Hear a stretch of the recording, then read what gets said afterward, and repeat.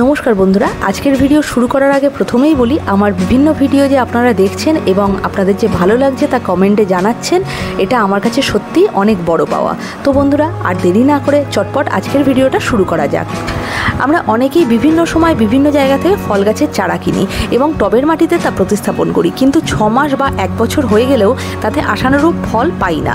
এর অন্যতম কারণ হলো সঠিক মাটিতে চারা গাছকে প্রতিস্থাপন না করতে পারা। দেখুন বন্ধুরা, আমরা যখন একটা চারা গাছকে মাটিতে রোপণ করি তখন তার প্রয়োজনীয় সমস্ত খাদ্যই সে মাটি থেকে অনায়াসে সংগ্রহ করতে সক্ষম হয়, কিন্তু টবের ক্ষেত্রে তা হয় না।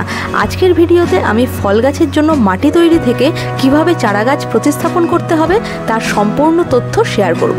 প্লিজ ভিডিওটা স্কিপ না করে শেষ পর্যন্ত অবশ্যই দেখবে। মাটিতে বিভিন্ন উপাদান ভালোভাবে মেশানোর জন্য আমি মিডিয়াম সাইজের একটা গামলা নিচ্ছি, আর আজকে এখানে আমি মোটামুটি 3টে 8 ইঞ্চি টবের মতো মাটি তৈরি করব। প্রথমেই যেটা নেব সেটা হলো বাগানের মাটি।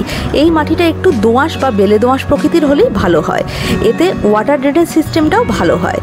যতটা মাটি নেব তার অর্ধেক পরিমাণ নেব ভার্মি কম্পোস্ট। ভার্মি কম্পোস্ট না থাকলে পাতা সার বা পুরনো গোবর সার হলেও চলবে। এবারে এর সাথে মিশিয়ে নেব সামান্য কোকোপিট, এরপর মেশাবো একটা মিশ্র সার যার মধ্যে থাকছে 4 মুঠো নিমখোল, 100 গ্রাম মতো হাড়ের গুঁড়ো, 50 গ্রাম শিংকুচি, 2 থেকে 3 চামচ সিঙ্গেল সুপার ফসফেট, 100 গ্রাম সিউইড এবং 2 চামচ জিপসাম পাউডার। আর এর সাথে 2 থেকে 3 চামচ ফাঙ্গিসাইড পাউডার কিন্তু অবশ্যই মেশাতে ভুলবেন না। এই সমস্ত উপাদানগুলোকে মাটির সাথে খুব ভালো করে এবার কিন্তু মিশিয়ে নিতে হবে। আর এবারই হবে আসল কাজ। মিশ্রণটা ভালো করে তৈরি হয়ে গেলে সামান্য জল দিয়ে একটু নেড়ে চেড়ে একটা ঢাকা দিয়ে রাখতে হবে একটু ছাওয়াযুক্ত জায়গায়। এইভাবে 4-5 দিন অন্তর অন্তর মিনিমাম 21 দিন পর্যন্ত অল্প অল্প করে জল দিয়ে মাটিটাকে নেড়ে চেড়ে আবার রেখে দিতে হবে। এর ফলে মাটির ভেতরে থাকা উপাদানগুলো খুব ভালোভাবে ডিকম্পোস্ট হয়ে মাটির সাথে মিশে যাবে। তখন এই মাটিতে গাছ লাগালে সেইখান থেকে কিন্তু গাছের আর মরে যাওয়ার সম্ভাবনা একেবারেই থাকবে না, আর গাছ তার প্রয়োজনীয় খাবার সংগ্রহ করতে পারবে খুবই সহজে। আজ প্রায় 1 মাস পর সমস্ত উপাদানই মাটিতে খুব ভালোভাবে মিশে গেছে। আর এই 1 মাসে চারা গাছগুলো যেহেতু ছোট্ট গ্রো ব্যাগের মধ্যেই ছিল, তাই সেখানে থাকতে থাকতে শেকড়গুলো বেরিয়ে এসছে বাইরের দিকে। তাই বন্ধুরা, আগে মাটি তৈরি করে তারপর চারা গাছ কেনাটা আমার মতে বেস্ট আইডিয়া। যাই হোক, এবারে এই চারাগুলো লাগানোর জন্য আমি নিচ্ছি প্রথমেই 8 ইঞ্চির টব। পরে চারাগুলো যখন আস্তে আস্তে বড় হয়ে যাবে তখন বড় টবে আস্তে আস্তে শিফট করব। কখনোই বন্ধুরা প্রথমেই বড় টবে একবারে চারা গাছ বসাবেন না।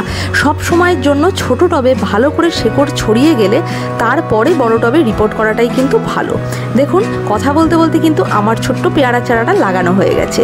এরপরে আমি লাগাবো আমার সাদা জামরুলের চারাটা। যে কোনো চারা গাছ লাগানোর সময় গ্রো ব্যাগের দুটো দিকই ভালোভাবে কেটে নেবেন, তাতে রুট বলের কিন্তু কোনো রকম ক্ষতি হয় না।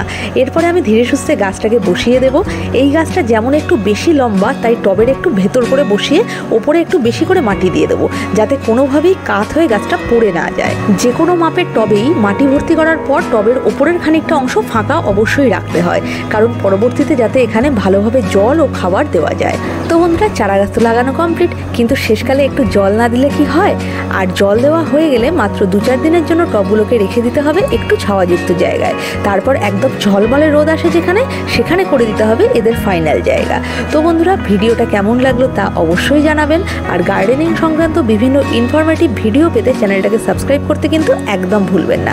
তবে আজ চলি, সকলে ভালো থাকবেন, সুস্থ থাকবেন।